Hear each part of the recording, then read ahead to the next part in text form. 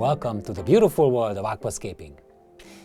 Besides the obvious joy of keeping fish and planted tank maintenance, there's one more thing that draws us towards this hobby, and that is design, the beauty of a planted aquarium.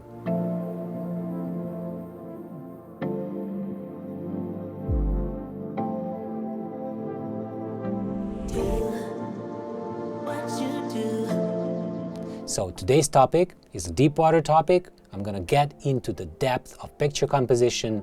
So those of you who want to know a lot more about why a planted tank is beautiful, why do we consider that beautiful, what are the rules of that, this video is for you.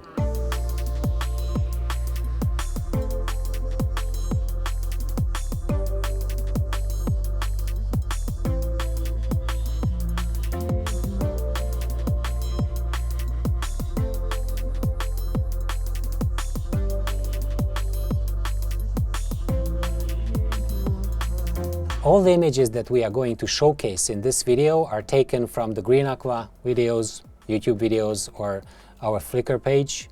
I'm going to link our FLICKR page in the description, and there's one more thing that I'm going to link in the description, and that is the previous design, hardscape design video that we made, because that is the basics of what I'm going to talk about. So if you don't understand something because I'm too quick this time, just go back to that video because that is a good reference. The first chapter of our discussion today is the composition. So I'm going to talk about the composition styles.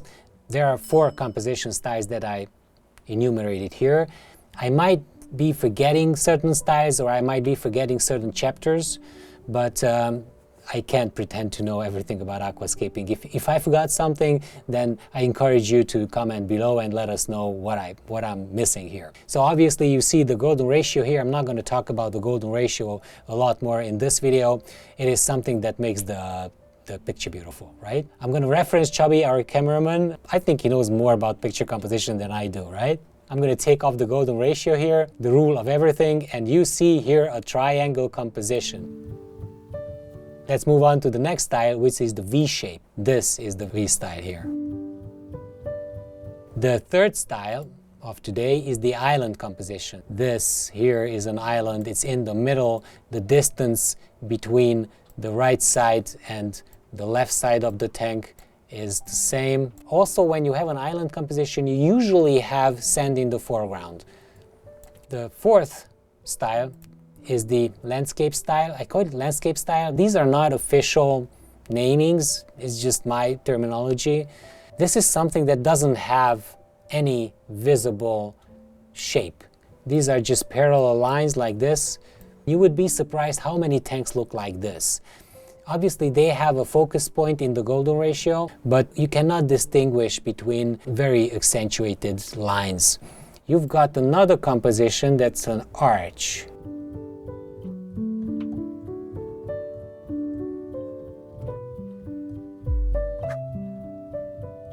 We're ready. Let's move on to the second category or the second theme of our video today, and that is the styles. I'm going to talk about 11 styles today. The first one is obviously the Iwagumi style. Tommy, this is Tommy's tank, is a big master of that. This is a triangle composition maybe. One triangle is here, right? Another triangle is above it. Iwagumi is a Japanese word. It means rock formation. In that tank, there's nothing but rocks. You can have plants and soil and everything else, but you don't have wood in the tank. So that is the Iwagumi style. The second style is Ryoboku. This is not a perfect example of Ryoboku because by my knowledge, Ryoboku is a style where you only have wood in the scape. Now this is a Ryoboku style. Okay, there are some rocks visible. let's just keep it like that. Well, this is a classic, I don't know what kind of composition. So it's the last category. You could, with a little bit of effort, say that this is a triangle here, but then the second part is a bulky structure, and it's also a twofold structure. The next one is the Mizube style, which is the combination of wood and rocks. Rocks are visible everywhere, and then you've got the wood hanging out even, everywhere. Let's just establish what's happening here. You've got a nice perspective. The lines are all going towards the end point, and that gives perspective. We're going to talk about perspective a little bit later. You can see that this is quite a balanced structure because all the lines, even the receding line of this, is leading towards the main point, which is a very, very important aspect when you want to create perspective. This scape was done by the Japanese aquascaper who was actually a highly ranked IAPLC contestant as well, Stephen Chung. So no wonder you've got such nice lines and such a nice contrast between the dark side and the bright side. And also I could divide these two by a line like that.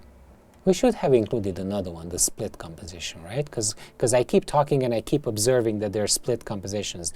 One side, the other side, and there's a line in between those two. So we talked about the 3 Japanese styles so far: Iwagumi, Ryoboku, Mizube. And let's move on to the next one, which is the Dutch style. And this is actually, it's an older style, and this is kind of where this whole Japanese nature aquarium movement came from. The Dutch style doesn't have any hardscape visible. You could have some rocks in there to support the soil, as we did with Erkut Akildiz, our Turkish-Canadian friend who built this beautiful tank for us.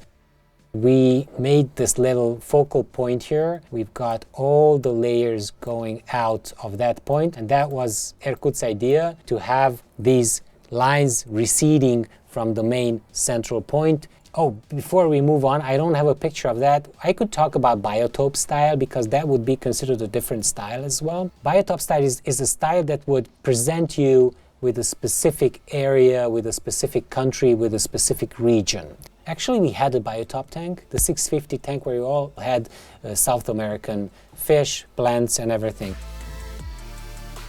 There's another style, the conventional aquarium style, where you have just 2 stem plants just thrown in there, put in the gravel, and then you've got tons of fish. But we don't do that here on this channel. But that could be also a very appealing style for many. This is my pathetic try to make a true Indonesian scape, and there are many, many people who are much, much better at this than I am. The Indonesian style has a lot of details. All the lines are pointing towards the central point. This one has the problem of not being in the golden ratio. So ideally, your eyes should be directed here. So this should be the golden ratio. Well, the golden ratio is right now here. The first point that you see is around the golden ratio point. Why? Because it's well lit. You see the structure of the wood, and the eyes are drawn towards the brightest point. And actually the brightest point of this picture is not the end point, not the horizon. And there's no detail in the horizon. The next one is the paludarium, which is a combined style. You can have like an underwater part, and then you can have a part which is above the water. It's a V shape probably, because you see the rocks are pointing like that. Underwater part on 2 sides. You've got a focal point here. This is dividing the tank in 2. The next one is nature style. This style was invented, and this style was the first nature aquarium style, planted tank style that appeared, and it was made by Takashi Amano, the Japanese master, from whom we really learned a lot. The nature style, it would just present a natural habitat for fish. You've got lush plants, the plant growth is important. When you look at it, oh, this is natural. This is like an underwater world. This is a V-shaped structure. You also have another line that would be interesting to mention, this line here and this line here, which is kind of compensating for the V-shape, and then these lines here are continuing that. So you can see the branches connecting at the top, and you can see the hardscape and the plants and everything else connecting at the bottom. The next one is Brazilian style, and this is my second pathetic try to make a cool Brazilian tank, and it's also a bit overgrown on this picture. The idea behind a Brazilian style is the detail. Foreground details, plants varying, this is moss. The whole perspective of the tank is very, very, very important. So you can have these lines pointing towards the end point, so the bottom and the top part are divided by this. Everything is leading your eye towards the end point, which is in the back. Another very important characteristic of the Brazilian style is that usually you have a lot of color. This is a landscape composition because these are layers. You've got foreground, midground, background, different layers, the lines leading towards the end point. Next one is minimalist. The minimalist style, this is an iwagumi. The styles can be mixed. You can have a minimalist iwagumi made by Tommy. This, guys, is a perfect V-shape. See that?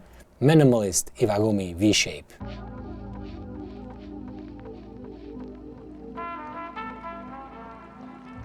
The next one is the diorama style. The diorama style is trying to represent something that is a big landscape. You've got all these paths leading the eye towards the back, and then you've got these huge formations, as you can see, stretching all the way to the whole scape. And then obviously you do have a point of interest, and this part is supposed to be in golden ratio. The golden ratio can not only be a point, it can also be a line. And then there's another golden ratio line above here, about here, and there's a horizontal golden ratio line which is here, and there's another one which is at the horizon. Some people are working very consciously when they're making these layouts. I am one of those people, and some people just have a natural feel for that. Victor, for example, is one of those people. So there are the naturals and there are the guys who think. The next one is the contest style. Well, this is something like a wild style. If you've seen Josh Sims' Masterclass, you will remember that the Zen style is something that would, comfort you, and the wild style is that something that would, create strong feelings in the viewer. This point here is the golden ratio point, and everybody is going to look at this thing. And also the trunk, the very dark part of this one, is in the golden ratio point. So this is one golden ratio point here. Another one is the cave. Also, please note that the top one is around the golden ratio point there. And then you've got another golden ratio point here, and then you've got another one at the bottom, right? And then if you look at the arch of this tree, it would lead the eye from the left side to the right side. Plus, you've got the arch of the top. Then you have a very strange composition here because you've got the bottom part and your top part, you've got the perspective. So with that, I think that we concluded the styles, the 11 styles plus the 2, the wild and the Zen style. And then I've got 30 examples for you guys.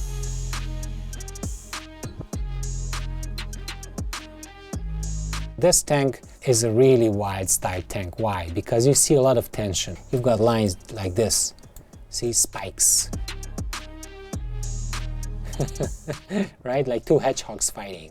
There's a line that stretches from the left to the right like that. You could argue that there's another line. I don't like the fact that this was not built in the golden ratio point. So actually in the golden ratio point you have this valley and you have this highland here. That's Tommy in works. Let's ask Tommy later. Okay. This is an obvious V-shaped composition. Actually, I'm not too proud of this layout because this whole thing should be somewhere here in the golden ratio. And another problem that I have is that the top part of the tank is missing. It's a good thing that we observe other tanks and we try to put the lines in and try to make sense of what the original concept was. The most important thing that I talk about in many videos is that you should have a story behind each tank. All these lines and styles and everything would not matter if you don't have something that you want to communicate with your tank. Right here, I just didn't want to communicate anything. I just wanted to show you how to do a tank with red plants. This is a very conventional style tank, so many of you guys will relate a lot and will like this because if it's approachable, you will feel that this is something that you can do. So if you see this breathtaking diorama style, very detailed, very well composed, super image, you would, you would feel small. You would think that, okay, this is what the masters do. I cannot do this. Those are two islands maybe, but it's almost the same size. So when I would do an island, I would just probably want to make one island bigger. You could argue that this is a V-shaped composition because of that, but you cannot pull any of the very strong visible layouts, and then it has no perspective whatsoever. In many videos we mentioned that you should have layers that go one after the other towards the back of the tank. So you've got the first layer, which is the foreground with the sand and the rocks. You've got the second layer, which is the big bulky structure, right? And this stretches all the way up, right there. And you have the third layer, let's say the third layer, the empty space in the back. So this tank only has 3 layers. This is not a good quality picture, but I can already see the problem. This space here is empty. It's a V-shaped composition. This is something that is a very simple tank, and when you build a nano tank, a small tank, then you would have a problem with what to use and how to use it. This tank is a beta tank without a CO2 injection, with an internal filter, a very basic beginner style tank. This was also made to be very approachable. It's an island composition. The next one is a very strange shallow tank, V-shaped. Then you could say that this is an island composition as well. This is a minimalist tank as well. Tommy likes to combine these styles together. Another very classical island composition, the shameless cloning tank that I did. I actually did 2 similar tanks, cloning myself, cloning somebody else, cloning. So this is an island. It is in the middle. You've got stuff, resin hanging out of it. You've got foreground, very simple. You don't have to, complicate things a lot when you're designing your tank. You can have a very simple layout, but if you add a lot of detail and you've got a lot of types of plants placed properly, you can have quite an appealing layout with that. So this is the Puchades tank. Our friend Juan tried to do a riverbedscape here. These lines are all leading the eye towards this point here, the front of the tank, which is in perfect golden ratio. And then you've got another line, which is a little bit Brazilian. And then you've got the reds in the background, is also a little bit Brazilian.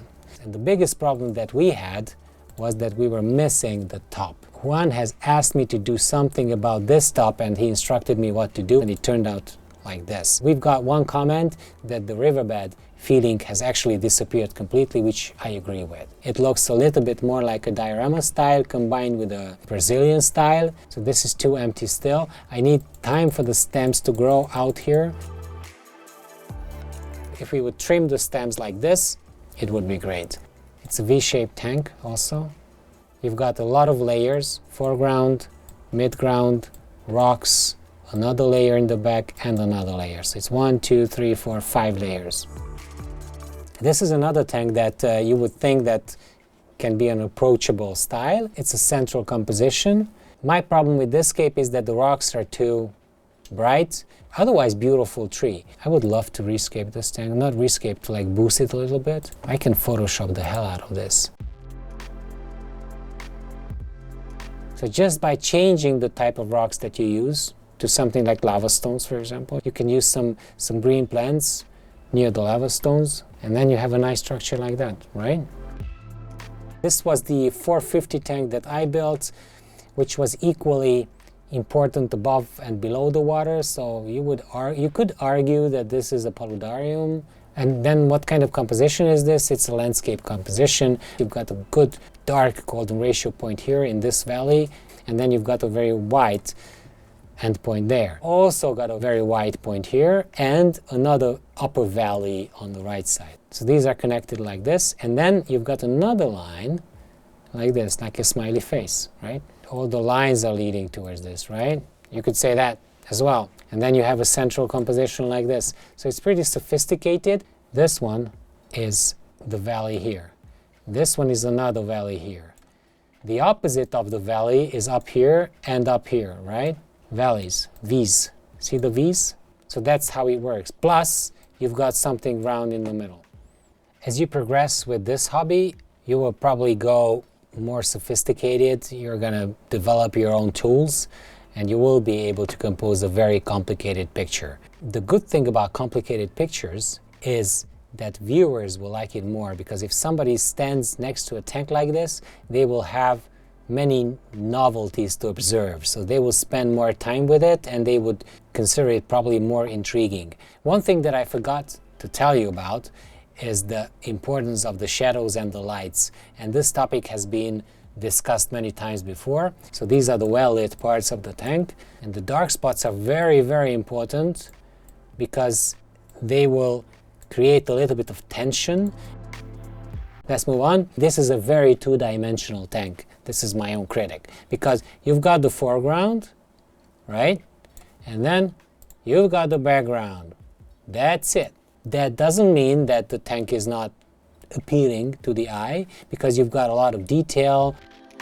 Next one is a classic triangle composition, which has this little twist with that wood showing the finger.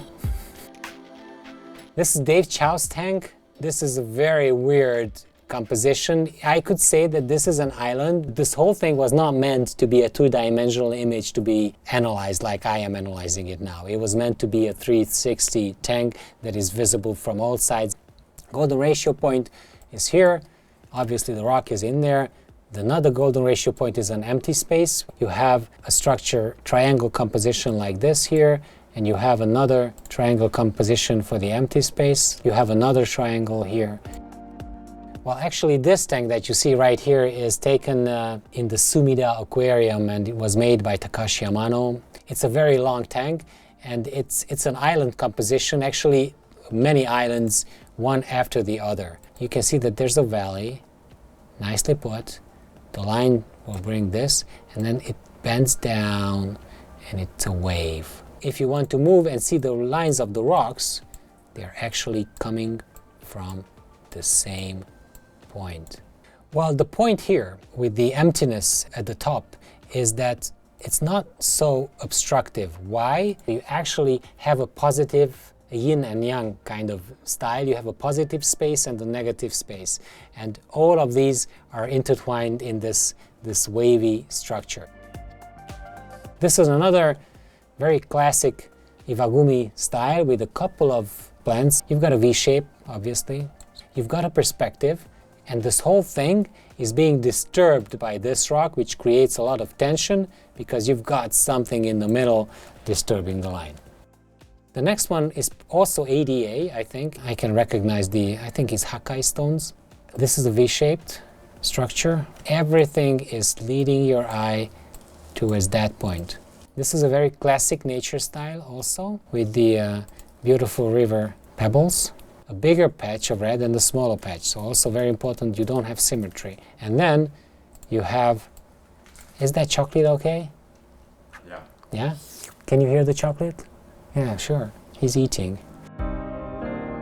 This is another great island composition from the ADA gallery. They have this natural island in the middle, glossostigma foreground, which stretches like this. And the whole thing is being disturbed by these really great lines of rocks covered with moss. See?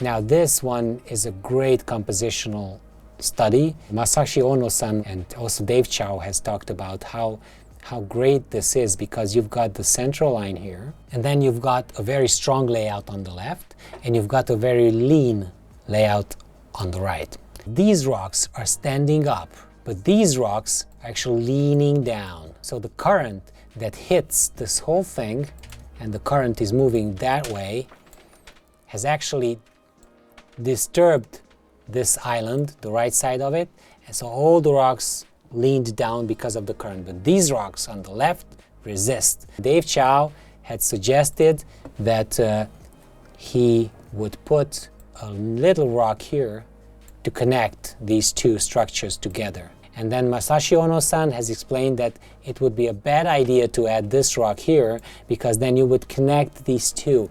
You would take from the polarity of this whole structure. So let me know what you think. Would adding a rock there help, or would it hurt the layout? Here's a very classic triangle composition. I'm not going to even talk about it a lot more, because you see the receding line of that. Oh, it's a car. Look at this. So this is the carscape, okay? The problem with this scape is the top. It's just empty. There's nothing in there. Other than that, I'm just connecting the rocks, doing nothing else. and everything is pointing towards this point. The alternation of the green lines and the rocks is also adding a lot of stripiness. This is a nice triangle composition. Another classical problem with it, the top part is empty. Now this is a diorama style made by our friend Yuris. It's very similar to the Indonesian tank that I did. Composition-wise, a round structure where all these are pointing that way, and then the path is pointing that way. This whole thing is creating a nice perspective. Check this out, because it leads the eye towards the end point there. Quite a small tank, and when you have small space in a small tank, it's very, very difficult to construct a good thing. This is a very, very highly overgrown tank from the old gallery of Green Aqua, and we had like 2 videos of it. Triangle composition, classical one. If you look at the original scape, before it was overgrown, you will see that this triangle is made of rocks, horizontal rocks, one after the other, put in a nice parallel line. And this is happening in nature, by the way. Very classic V-shaped structure. Actually, this was cloned from Mr. Amano's tank from the ADA gallery, and we have a great video about that. So you've got this structure, which is an island composition, by the way, and then you have these beautiful, beautiful branches hanging out, but only on 2 sides.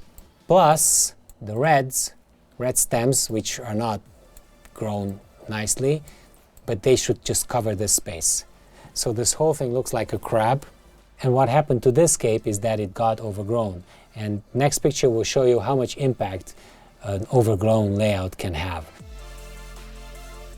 We have 3 more images.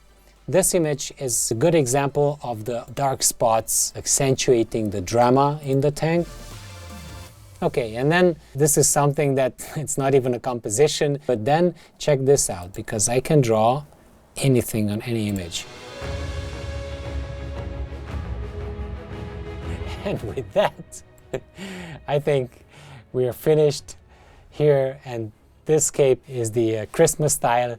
And with the Christmas style, we're going to finish this very in-depth tutorial. I know that I talked a lot. I know that this got probably longer than you would have expected. I just wanted to take you into a visual journey, just drawing lines. So let me go back to the beginning of this video, where I mentioned that the visuals are very, very important when looking at a planted tank, at a picture. So if you want to create a better visual appeal, you have to be aware of the lines that are stretching within the aquarium. So I would think that if you have the lines right, you have the message right, and you have the shadows and the highlights in balance in your tank, you're set to do a very, very beautiful planted tank. I wish you guys a lot of practice sessions with your own planted tanks. Try to find the lines in your planted tanks. Try to think about why the lines are there. Try to change the lines by moving the hardscape around a little bit if you can, without disturbing the substrate. And then I'm really sure that you can be a much better aquascaper at the end of this process. And with that, goodbye. We'll see you next week.